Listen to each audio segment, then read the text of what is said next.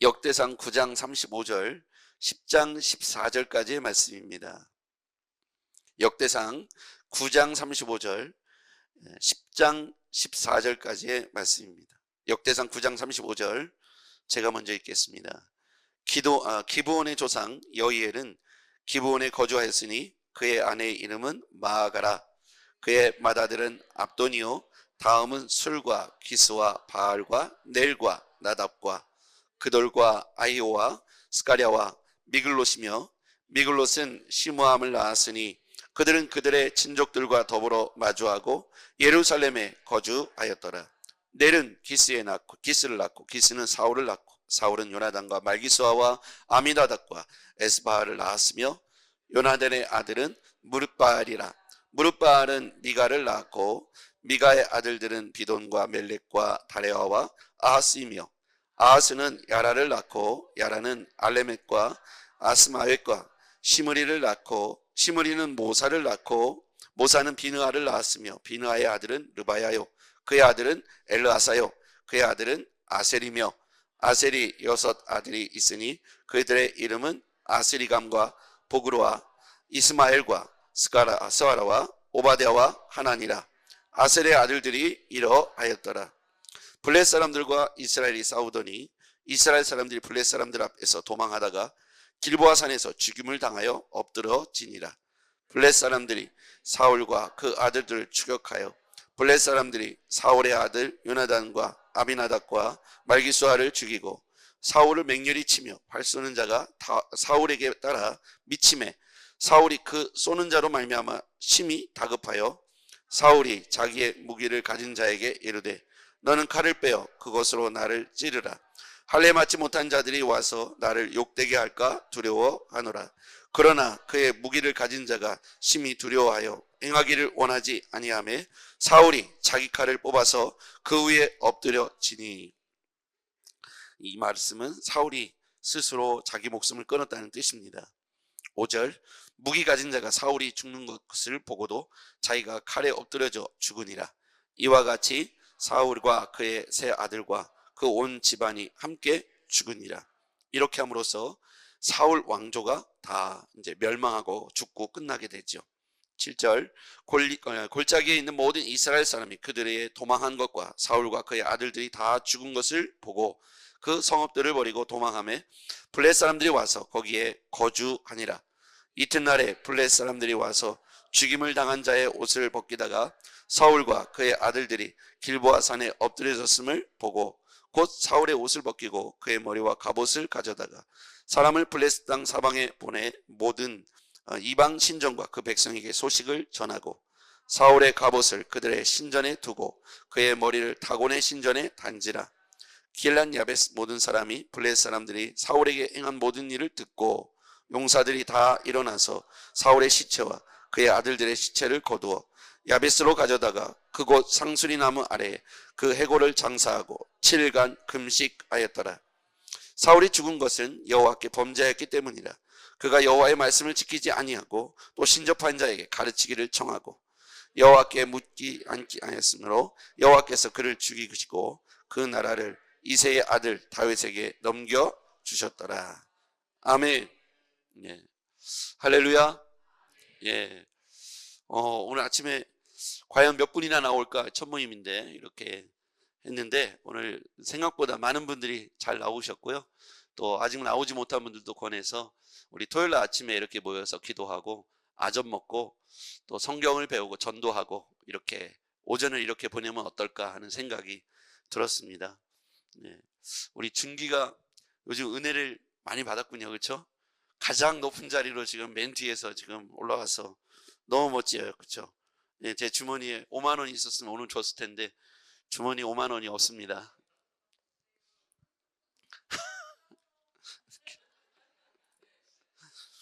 오늘 말씀 되게 중요해요. 잘 들으셔야 합니다.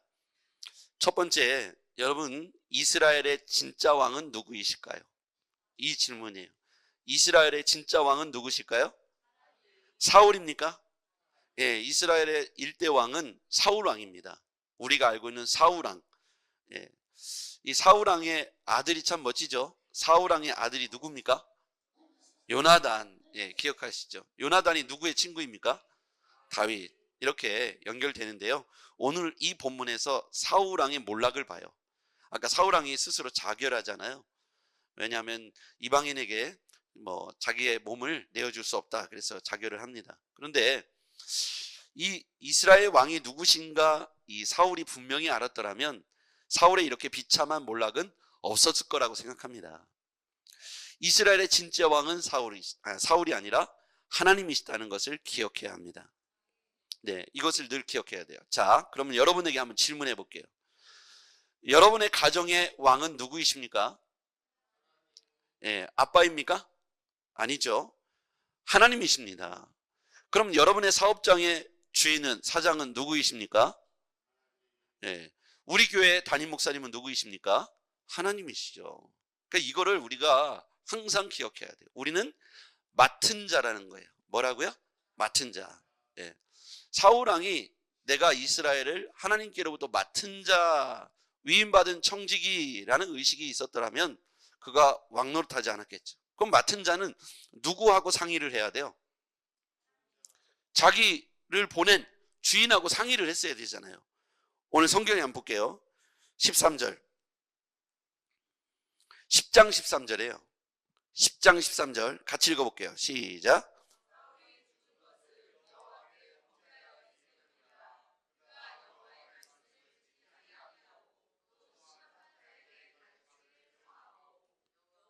같이요. 여호와께 묻지 아니하였으므로 여호와께서 그를 죽이시고 그 나라를 이새의 아들 다윗에게 넘겨주셨더라. 자, 사울 왕이 왜 몰락하게 됐는지를 말씀하고 있어요. 사울 왕이 왜 몰락했대요? 왜 죽었답니까? 13절에 보니까 여호와께 뭐를 범했다고요? 범죄했다. 근데 이 범죄라는 단어를 원어에서는 뭐라고 표현하고 있냐면 이 범죄라고 하는 단어가 불성실, 불충성. 예, 여러분 불성실이 뭐냐면 하나님 말씀대로 살아내지를 않았다는 거예요. 이게 범죄예요. 잘 들어보세요. 내가 적극적으로 우상 숭배하고 살인하고 도적질하고 이런 것도 큰 범죄인데 오늘 여기에서 사울 왕이 범한 범죄는 누구를 죽였다가 아니고 누구를 빼앗았다가 아니고 하나님 말씀대로 살지 않은 것이 범죄였다는 거예요. 불성실. 우리가 하나님 앞에서 하나님 말씀대로 살아내는 것이 성실한 것이고 충성인 것이죠. 여러분, 하나님께서 여러분에게 위임해 주시고 맡겨 주신 것이 무엇인지를 잘 생각해 봐야 돼요. 시간의 주인이 누구이실까요? 하나님이십니다. 내가 다 쓰고 나머지를 하나님께 드리는 게 아니에요. 11조도 마찬가지고 시간도 마찬가지고 내 은사도 마찬가지예요. 뭐냐면 하나님의 것을 먼저 구별해 놓는 거예요. 그러니까 월급을 받으면 하나님의 것을 먼저 구별하는 거예요. 그리고 시간 중에 내가 주를 위하여 쓸 수 있는 시간을 먼저 구별하는 거예요. 예배하는 시간, 전도하는 시간, 이런 시간들을 구별하는 거예요. 여러분이 학생은 학교 가는 시간을 따로 구별해 놓죠. 그 시간에 따로 놀러 가거나 여행을 계획하지 않습니다. 월요일 날 나 안 돼요. 학교 가야 돼요. 화요일 날 나 안 돼요. 학교 가야 돼요. 1순위예요. 직장인들은요. 출근 시간에 따로 정해 놓잖아요. 8시부터 오후 6시까지는 나는 출근하고 퇴근하는 시간이라 못 만납니다. 그 시간에 할 수 없습니다. 이렇게 따로 구별하지 않습니까? 신자에게 있어서 먼저 구별해야 될 시간은 뭡니까? 하나님 앞에 예배하는 시간이에요. 주일날이에요. 거룩한 주일이고 거룩하게 예배하는 시간은 하나님 앞에 따로 구별되어 있어야 합니다. 11조를 왜 드리기 어려우냐면 쓰고 하다 보면 항상 모질라요. 그럼 11조 할 돈이 없는 거예요. 그 11조는 월급을 받으면 그날 첫 번째로 떼는 거예요. 그럼으로써 내가 구별된 하나님의 사람이 되는 것입니다. 우리는 이처럼 하나님 앞에 성실하게 우리의 삶에 맡겨진 위임받은 청직이라는 사실을 잊지 말아야 합니다. 하나님이 우리에게 맡겨주셨다. 따라하겠습니다. 하나님이 나에게 건강과 물질과 은사와 시간을 맡겨주셨다. 아멘. 사울이 맡겨진 왕권을 가지고 하나님께 물어야 됐잖아요. 근데 아까 보니까 여호와께 14절에 보니까 여호와께 묻지 않았어요. 누구에게 물었냐면 신접한 자에게 물었다는 거예요. 맡겨주었더니 딴짓을 한 거예요. 묻지도 않고 자기 멋대로 결정하고 자기가 주인 노릇하려고 했다는 거예요. 그러면 맡겨준 자가 돌아와서 그를 파면하겠죠. 그의 것을 다 뺏어서 순종하고 성실한 사람에게, 계약대로 하는 사람에게 주겠죠. 하나님과 우리하고 맺은 계약이 바로 성경입니다. 하나님이 우리와 구약과 신약을 통해서 약속을 체결하셨어요. 이 약속의 말씀대로 이행하는 사람에게 더 많은 것을 맡겨주겠죠. 하나님 나에게 이것도 맡겨주시고 저것도 맡겨주시고 하려면 내가 하나님의 말씀대로, 계약대로 성실하게 준행하는 삶의 태도를 갖고 있어야 그 태도를 보시고 하나님께서 더 많은 것을 맡겨주시는 것입니다. 여러분, 여러분의 믿음이 증명되어지면 하나님께서는요, 사람들을 모아다가 여러분의 사업장에 몰아주시고, 여러분의 믿음이 증명되면 하나님께서 다른 것을 보내서 있는 자에게 뺏어서 여러분들에게 더 많이 채워주실 것이라고 믿습니다. 예, 하나님이 우리 교회를 왜 부흥시켜줘야 되는가? 하나님, 우리가 이렇게 말씀대로 믿고, 말씀대로 기도하고, 말씀대로 예배하고, 말씀대로 전도하고, 말씀대로 헌신하고 섬기며 우리가 이렇게 말씀대로 실천하려고 합니다. 우리 열심히 말씀을 배우고 있고요, 말씀대로 살아보려고, 변화돼 보려고 애쓰고 있습니다. 하나님께서 우리 교회를 지지하시고 기뻐하시며 많은 영혼들로 맡겨주실 것이라고 생각합니다. 여러분, 준비되어 있지 않고 하나님께 묻지 않은 사람들에게는 더 이상 맡겨주지 않는 것이 이치이죠. 다시 묻겠습니다. 이스라엘의 왕은 누구이십니까? 여러분의 인생의 주인은 누구이십니까? 하나님이십니다. 이 질문을 하는 거예요. 사울왕이 왜 멸망했는가? 스스로가 주인 노릇했기 때문이에요. 여러분의 인생의 주인이 하나님이 되시기를 바랍니다. 그러면 참 좋아요. 여러분, 오너는 항상 자기가 뭔가를 다 책임져야 되니까 그렇잖아요. 근데 그 바로 밑에 있는 사람은 그 위에 있는 오너가 모든 것을 해결해주고 결정하고 자기는 거기에 따르기만 하면 돼요. 하나님께 물어야 될 이유가 바로 이것입니다. 하나님, 제가 어떻게 될까요? 우리 인생의 주인으로 인정하고 그분께 묻고 그의 도우심을 구하면, 그분은 어떤 분이냐면 우리 인간적으로 보면 대표이사, 사장 뭐 이런 분들은 한계가 있어요. 부도도 나고 어렵습니다. 뭐 내가 원하든 원하지 않든 그럴 수 있어요. 인간은 연약하니까요. 근데 우리가 모시고 있는 주인은 전능하시다는 거예요. 전지하시다는 거예요. 못하실 것이 없다는 겁니다. 하나님께서 우리에게 부어주시면 해결되지 않을 것이 없고, 풀려지지 않을 문제가 없고, 이렇게 세워지지 않을 사람들이 없다는 것입니다. 너무나도 쉽죠. 우리가 우리 인생의 주인이 누구인가를 고백해야겠습니다. 아까도 말했듯이 하나님 앞에 사울이 범죄하고 죽은 이유에 대해서 말씀하고 있습니다. 13절 이하에 보니까 여호와의 말씀을 지키지 아니했다.